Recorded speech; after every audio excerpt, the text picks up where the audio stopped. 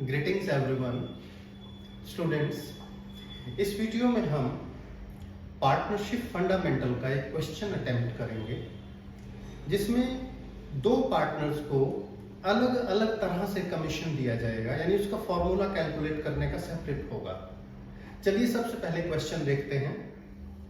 x and y were equal partners, यानी 1:1 की ratio में।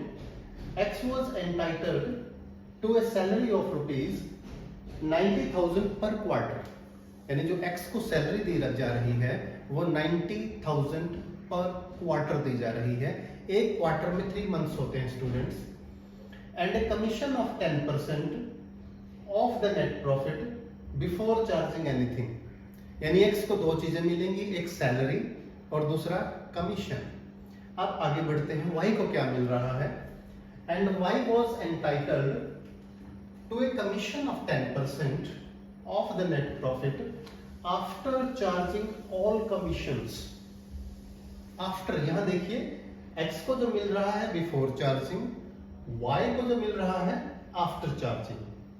अब देखते हैं नेट प्रॉफिट कितना है। Net profit for the year amounted to ₹8,80,000।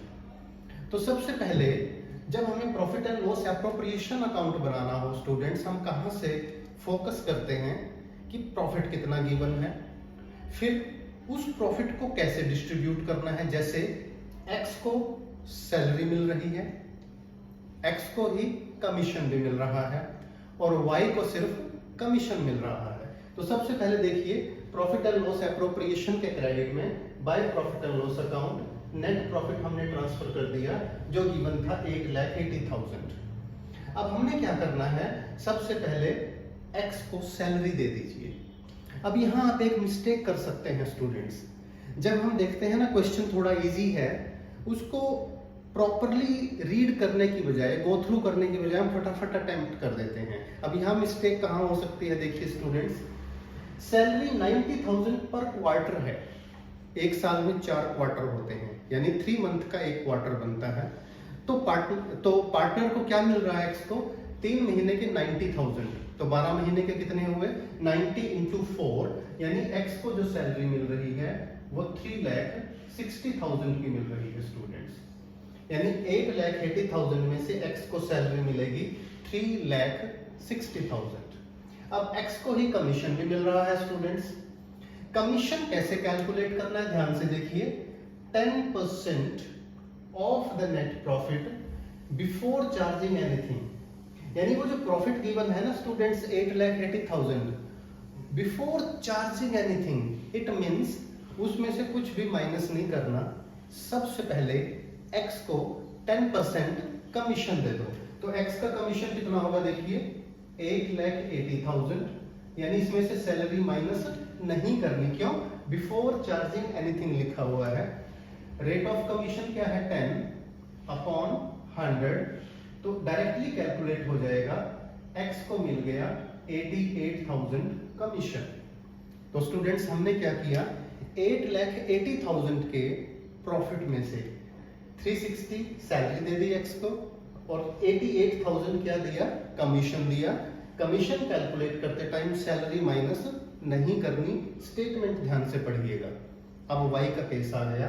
y को जो कमीशन मिल रहा है, ध्यान से देखें, 10% है उसका भी रेट, बट क्या लिखा है, आफ्टर चार्जिंग ऑल कमीशंस, यानी उस प्रॉफिट पे 10% कैलकुलेट करना है जिसमें से सारे कमीशन माइनस हो चुके हों। लेकिन y का तो हमें कमीशन ही नहीं पता। तो इस केस में क्या होगा स्टूडेंट, थोड़ी सी वर्किंग देख लीजिएगा।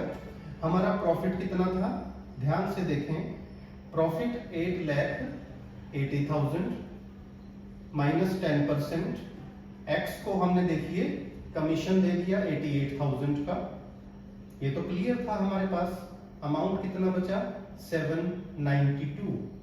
अब इस 792 में से y को कमीशन देना है कितना, 10% आफ्टर चार्जिंग ऑल कमीशन, यानी उसका कमीशन माइनस होने के बाद। लेकिन उसका कमीशन तो हमें पता ही नहीं कि कितना होगा, कितने प्रॉफिट पे लगेगा, क्योंकि इस प्रॉफिट में से अभी उसका कमीशन माइनस होना बाकी है। जब भी ऐसी सिचुएशन हो तो फॉर्मूला होता है students, into rate of commission upon 100 plus rate. ध्यान से देखें, यानी इस अमाउंट पर y का कमीशन कैलकुलेट करना है। रेट क्या है? 10 अपॉन 100 प्लस 10। कब ये फॉर्मूला अप्लाई होगा? जब आफ्टर चार्जिंग हिज कमीशन या ऑल कमीशन हो। तो मैं यहां लिख देता हूं, स्टूडेंट समझिए, 7,92,000 पे इंटू 10 अपॉन 110, 100 प्लस 10 हो गया, and it will amount to ₹72,000। देखें स्टूडेंट इसको ध्यान से, यानी हमने y का कमीशन कैलकुलेट कर दिया। अब हमारा अगली वर्किंग क्या है? देखिए, ध्यान से देखें बच्चों, 8,80,000 का प्रॉफिट था, इसमें से 360 x को सैलरी मिल गई, हमारे पास प्रॉफिट बचा 520। इसमें से x को कमीशन मिला, देखिए 88,000। तो हमारे पास प्रॉफिट कितना बचा, इसको कैलकुलेट कर लें, 432। इसमें से y को कमीशन मिला 72,000। अब जो प्रॉफिट बचा उसको x और y में प्रॉफिट शेयरिंग रेशियो में डिस्ट्रीब्यूट कर दिया जाएगा। It amounts to ₹3,60,000। ध्यान से देख लें बच्चों, 880 में से x की सैलरी भी माइनस कर दो, x का कमीशन भी माइनस कर दो, और y का कमीशन भी माइनस कर दो। बाकी जो बचता है उसे बोलते हैं डिविजिबल प्रॉफिट। डिविजिबल प्रॉफिट का मतलब the profit which is to be divided among the partners in profit sharing ratio. तो प्रॉफिट बचा हमारे पास 3,60,000।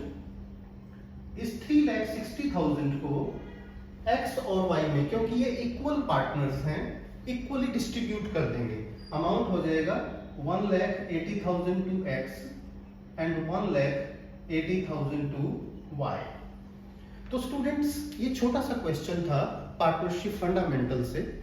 मैं आपको एक बार फिर से बता दूं, आप मिस्टेक कहां करेंगे श्योर, क्योंकि वो हम जल्दी स्पीड अप के चक्कर में उसे मिस्टेक को कर देते हैं। एक तो 90,000, यानी जब सैलरी हो इसको पढ़िएगा, ये पर मंथ है, पर क्वार्टर है, या पर हाफ ईयर है, या एनुअल है, इसको ध्यान देना जरूरी है। फिर जब कमीशन बिफोर चार्जिंग हो तो रेट अपॉन 100 आता है, जब कमीशन आफ्टर चार्जिंग हो तो रेट अपॉन 100 प्लस रेट आता है। तो इस क्वेश्चन को देखें स्टूडेंट्स बार बार, आप इसका स्क्रीनशॉट भी ले सकते हैं, इसको समझिएगा, प्रैक्टिस कीजिएगा, अंडरस्टैंडिंग बनाइएगा। वीडियो अच्छा लगे तो लाइक करें, फ्रेंड्स के साथ शेयर करें, और चैनल अभी तक सब्सक्राइब नहीं किया तो चैनल को सब्सक्राइब करना ना भूलें।